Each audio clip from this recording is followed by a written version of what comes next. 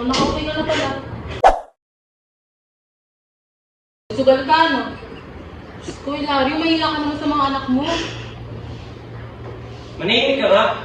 Alam mo, walang magagawa yung mga anak mo. Naubos ko na yung pera natin sa sugal, no? Mahalas naman, no? Piste talaga eh. Ano ka ba naman, Hilario? Yung pera rin nakalaan na yung para sa gastusin at baon ng mga anak mo. Ngayon, saan na tayo kukuha ng pambayad, ha? Panggastos? Ewan ko sa'yo, KJ mo talaga eh.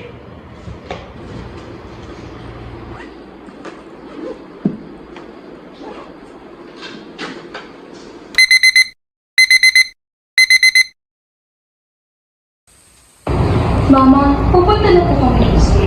Manghihingi po sana kami ba? Naubos na po kasi yung tinitipipaan ng yung kasi.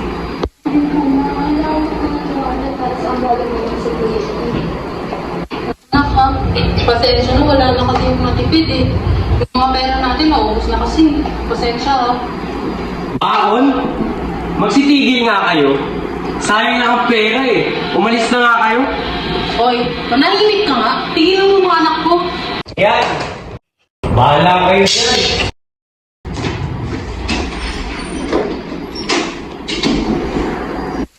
Inak, pasensya na, ha? Naubos na talaga ng papa niyo yung pera natin para sa sugal. Hindi ba na po, makahanap na lang po ako ng paraan para magkaroon ng ganito na Ako rin po, ma. Naiintindihan naman po namin kayo. Lalo na kung ganyan si Papa. Sige na, pasok na kayo.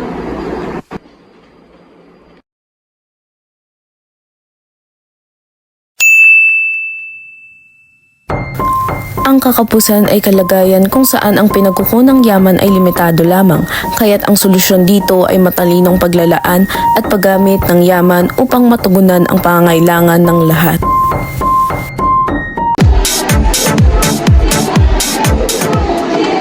Jess, ano na? Di mo na ba talaga binili mo? Bin?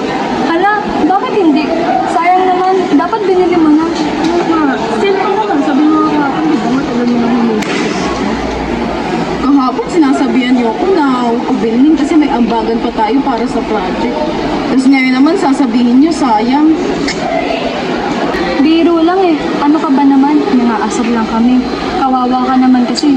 Parang gusto mo na talaga bilhin yung blush kahapon. Yung mukha mo nun, parang inaapi ka na ng mundo kasi ayaw ng mundo na mabili mo yun. Wow, ha? Alam mo, hindi ko talaga yung binili kagabi kasi may ambagan pa tayo sa groupings eh. Tapos kagabi, alam mo ba, nag-chat sa akin yung treasurer natin. Di pa daw ako nakakabayad ng utang. Baka isumbang pa ako ng ni sir. Nakahiya naman. Wow, very good ka dyan. I'm so proud of you. Oo nga, yung blush na yan, pwede ka pang bumili next time.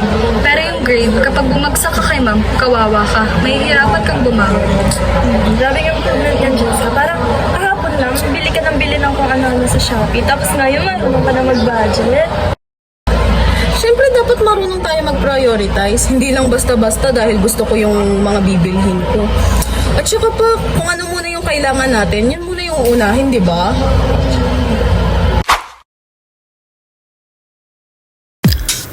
Ang matalinong pagdedesisyon ay pagpili ng pinakamainam na gamit ng yaman, kaya't dapat timbangin ang gastos at benepisyo bago pumili.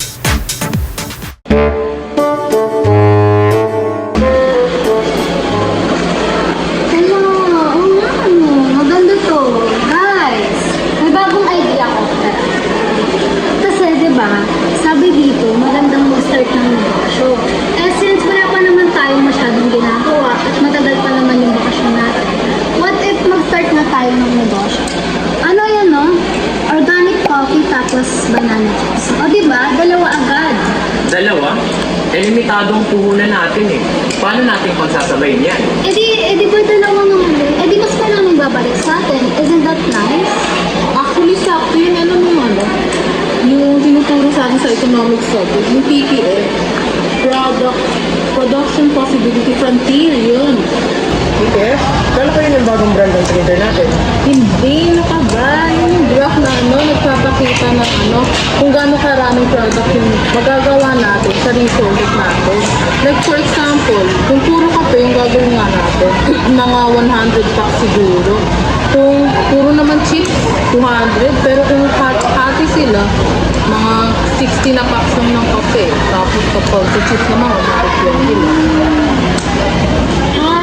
So meaning ba nun, kapag nag-focus lang tayo sa isang product, like if coffee lang, and then if chips lang yung gagawin natin, mas marami tayong mapupulis na product. Oo, pero kung gusto natin ng variety, kailangan natin tanggapin na may trade-off. Hindi pwedeng lahat sabay-sabay. Parang sa love life, kung mag-focus ka sa isa, hindi mo pwedeng nilawan lahat. Okay. So baka pwede muna tayong mag-survey para makuha natin yung PPF and makapag-isip muna tayo kung ano bang product yung pinakapatok. Ayos! Basta siguraduhin natin magagamit natin lahat ng resources natin ng maayos, ha? Oo, wag sobra, wag kulang, dapat tama lang para sulit ang gawa.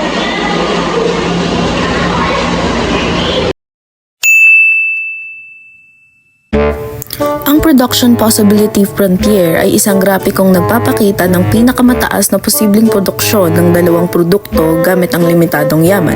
Kaya dapat itong gamitin upang masuri ang pinakamabisang paraan ng paggamit ng pinagkukunang yaman.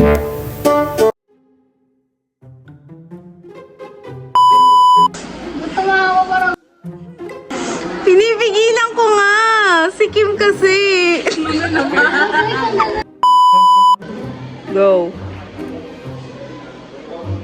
Hello! Ganda nito! Guys! May...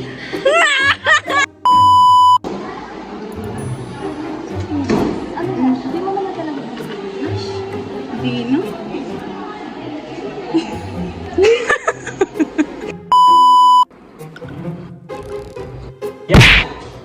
Baka kayo dyan.